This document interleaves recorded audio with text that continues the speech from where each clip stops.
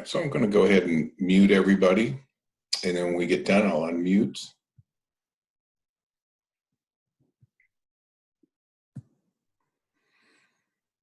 And today we're going to be reading from the Big Book from Step 3. So before we get started, why don't you everybody just take a few deep breaths on your own at your own pace, 2 or 3. Nice deep inhalation and a nice deep exhalation, allowing your body to soften and relax on the exhalation. Doing that 2 or 3 times on your own. And as you do that, think about relaxing your shoulders down away from your ears. Letting your jaw relax, letting it soften. Letting the muscles right above your eyebrows just soften and relax. Thinking about those 3 places where you carry a lot of tension.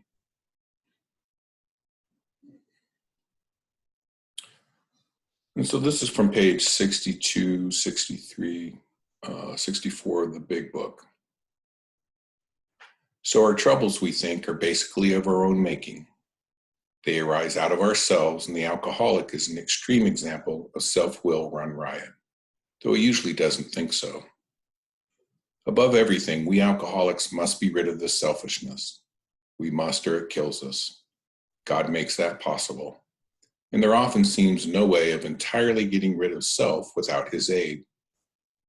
Many of us had moral and philosophical convictions galore, but we could not live up to them, even though we would have liked to.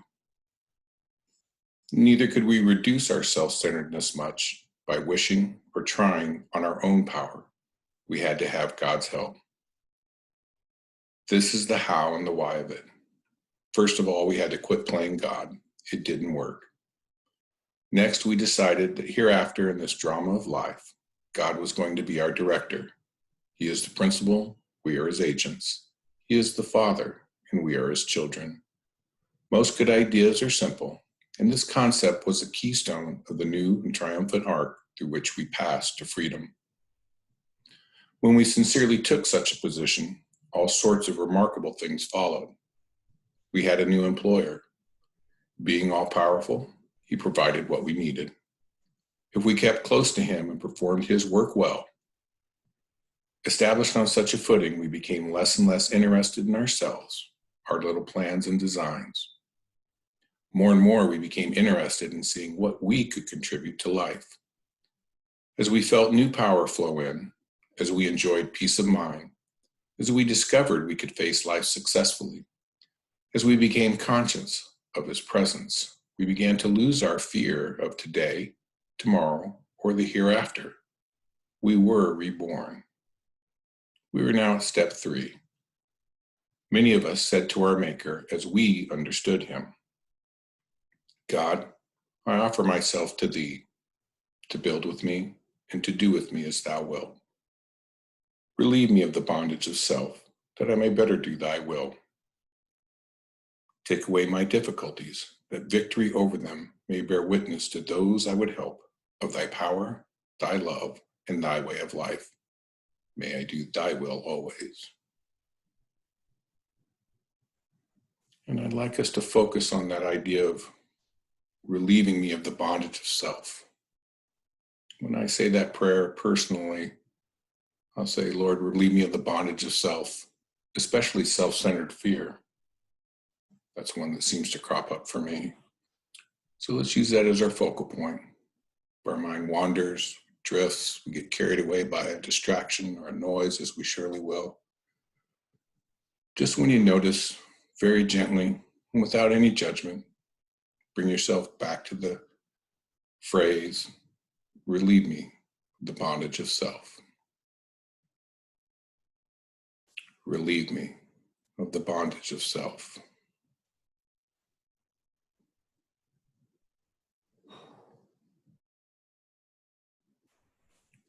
Relieve me of the bondage of self.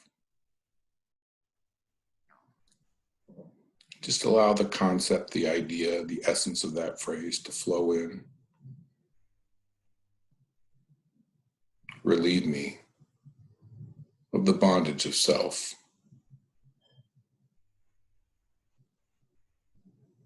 Goes on to say, relieve me of the bondage of self, that I may better do thy will. I think that's important. It's not just for me, but so that I can be of service, be a channel.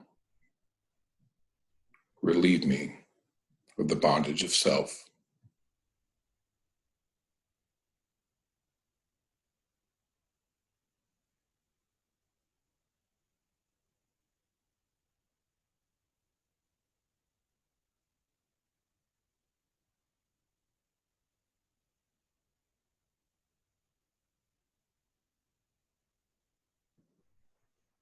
Relieve me of the bondage of self.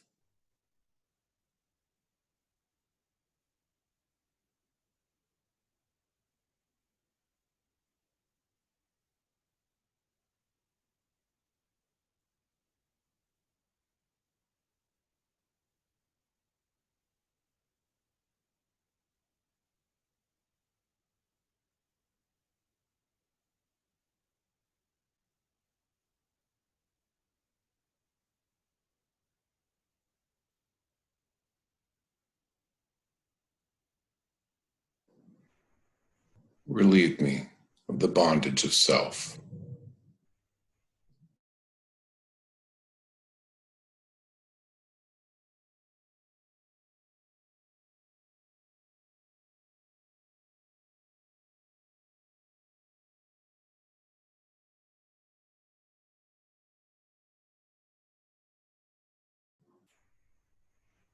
It's normal during this time of meditation to drift, to be carried away by a thought. It'll happen 60, 70, 100 times, and that's okay. Maybe it's a noise that distracts. You just drift away.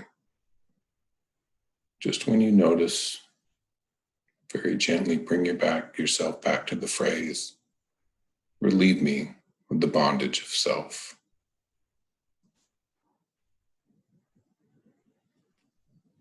Maybe taking in the essence of that idea, to be relieved, to have it taken away, that bondage, self-centered fear, self-pity, self-delusion. Relieve me of the bondage of self.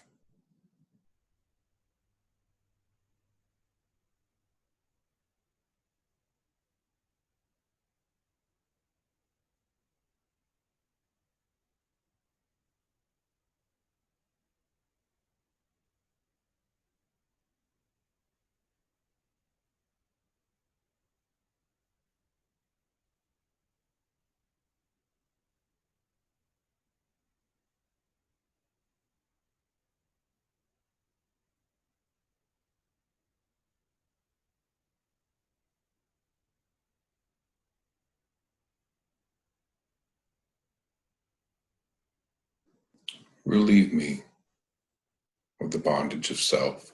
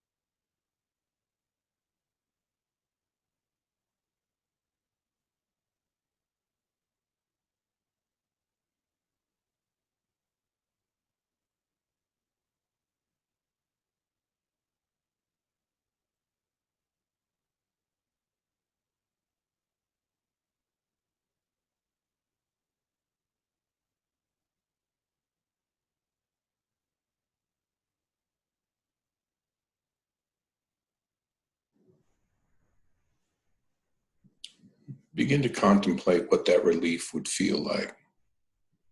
I think of being at the bottom of a pile, 15 people on top of me, and slowly, one by one, they get off. That sense of relief that comes as the weight's lifted. God does the same thing with my selfish, self-centered nature. my defects of character. Relieve me of the bondage of self.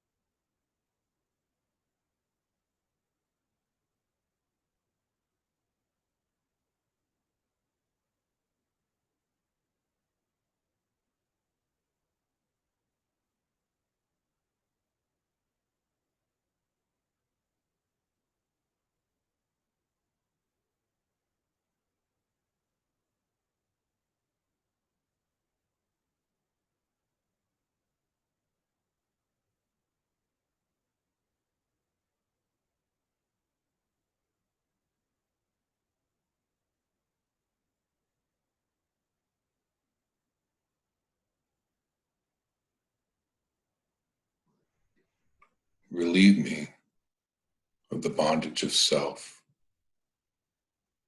self-centered fear.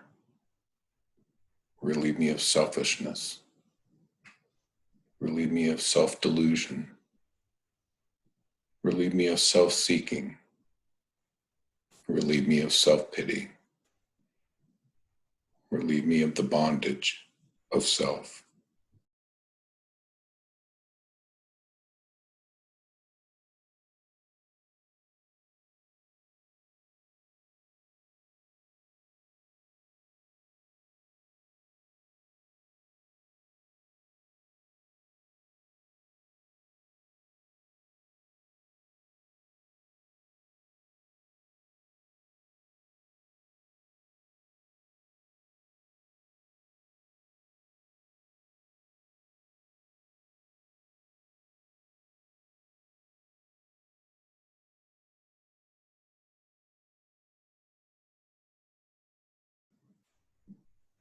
Relieve me of the bondage of self.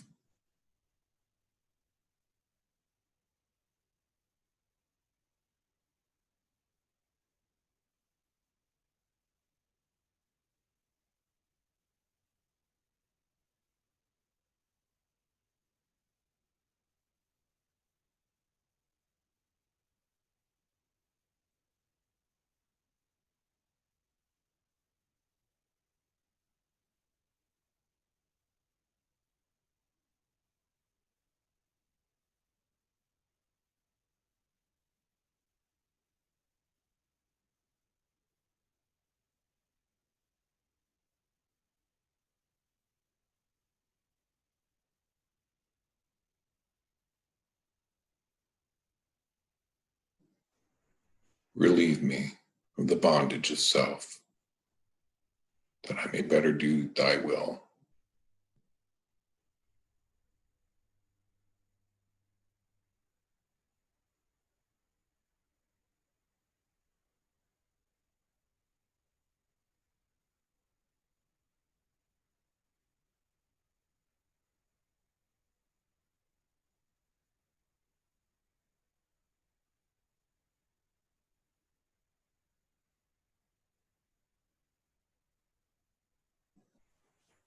Relieve me of the bondage of self.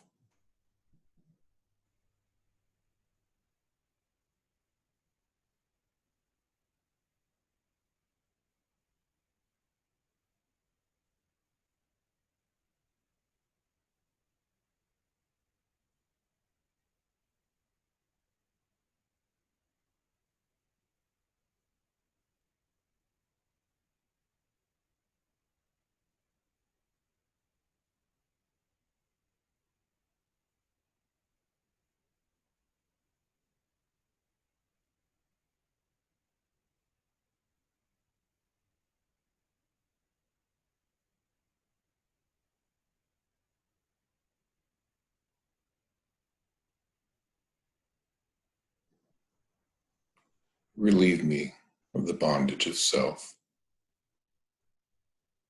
Remove those items from me, that I might do your will.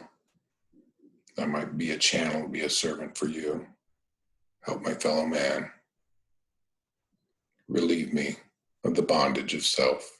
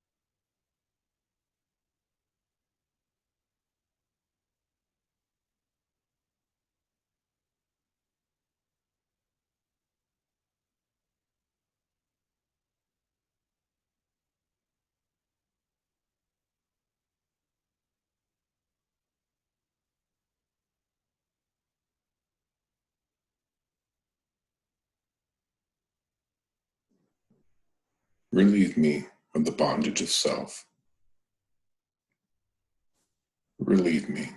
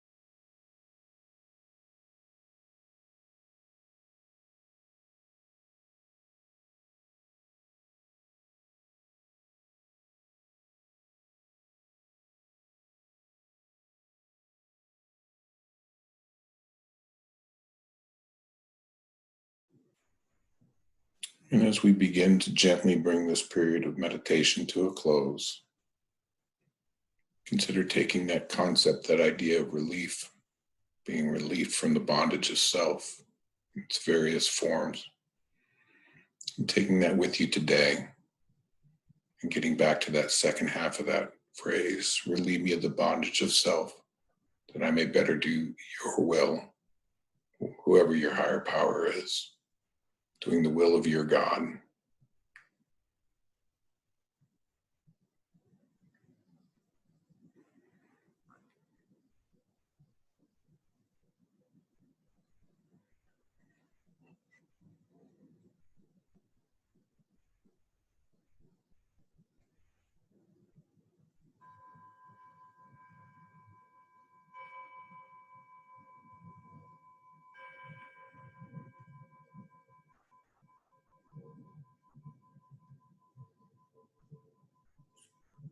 And whenever you're ready, feel free to open your eyes and join us back in the room.